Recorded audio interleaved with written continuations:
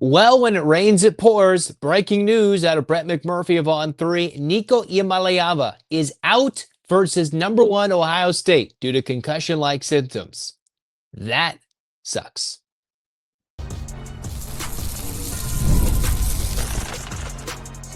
You are Locked On UCLA, your daily podcast on the UCLA Bruins. Part of the Locked On Podcast Network, your team every day.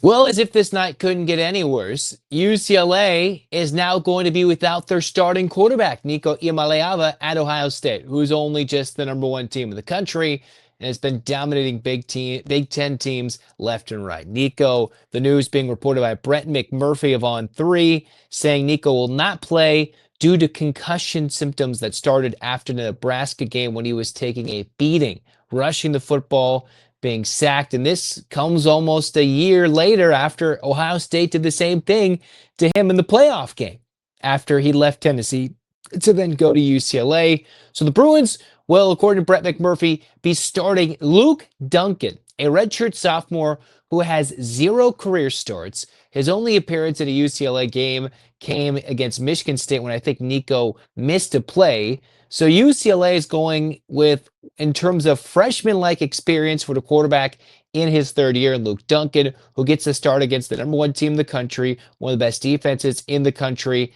And UCLA already looked pretty rough against Indiana early this year. The offense has been run literally by Nico's legs, his toughness, his ability to take hits.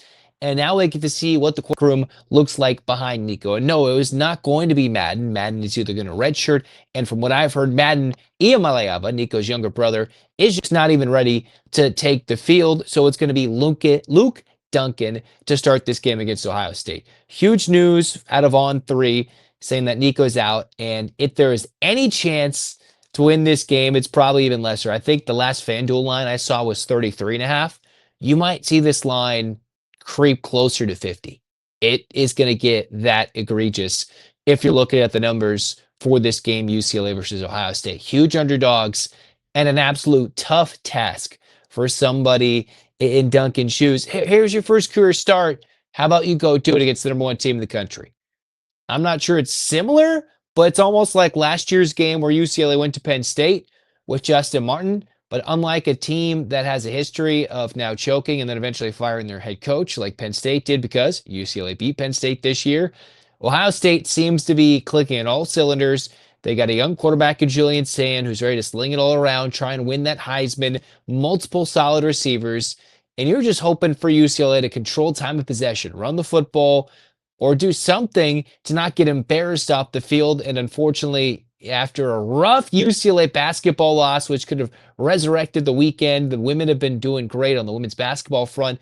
But football against Ohio State, yeah, my literal episode this week was Nico has to have miracle magic to make this one happen. And instead, he is going to be out. So that's unfortunate news for UCLA. And they're going to have a guy starting his first career game. We have no idea what LUKE DUNCAN looks like. He's got no meaningful action in a UCLA uniform. And nobody has in recent years because it's been Ethan Garber's Dante Moore, Ethan Garber's. And then this year, if anything happened to Nico, you would just pray for rain. Well, literally, we had the rain. It's in SoCal. But now they're in Columbus where it's going to get cold. Everything's going to get tougher. And you just hope UCLA can fight and get some respect. Pretty much takes any chance of an upset out of it, any chance of bowl eligibility out of it. And if Tim Skipper pulls this one off, maybe you bring the plague check back into play. But you hope LUKE DUNCAN takes the opportunity and runs with it. Nico has done his best running with the ball this year. We'll just see what Luke can do. And this is another opportunity for Jerry Neuheisel to really tinker with the playbook, or we'll see how limited the Bruins are as an offense without the rushing ability, the dual threat ability, the escape ability for Nico Iamaleava. Because what ended up costing him was his lack of durability, taking hit after hit after hit after hit. And it was only going to get worse when you played Ohio State. It was only going to get worse when you face that physical front. And now UCLA is without their one magician who is Nico. For better or for worse, without Nico, there's not a lot going on right now for this team that is just banking their quarterback position on Nico itself. After that, we're going to find out about Luke. So, rough situation. If you're learning about this, Brett McMurphy broke it. I saw it on 3 that Nico will not be playing due to a concussion with symptoms materializing after the Nebraska game, and UCLA is trying to find a way to do without their number 1 QB option.